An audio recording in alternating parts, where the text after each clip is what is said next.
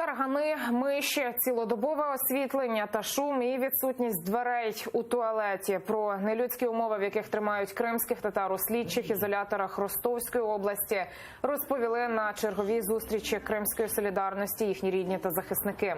Умови в камерах жахливі, в них вогко та холодно, немає вентиляції, якість води не відповідає нормам, в'язням не надають необхідної медичної допомоги, не забезпечують необхідною для декого дієтою, у них навіть немає Корану та килимка для молитов.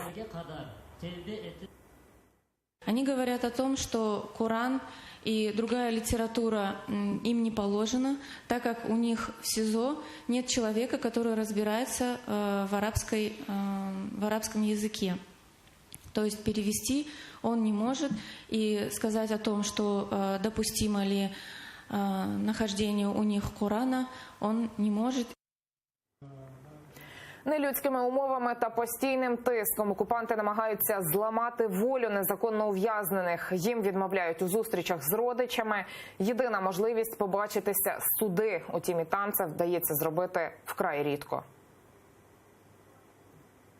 Суды – это наша единственная возможность увидеться матери со своим сыном, а мне со своим супругом. К сожалению, и в таких условиях нам отказывают, изолируя его от нас и от общества максимальным образом.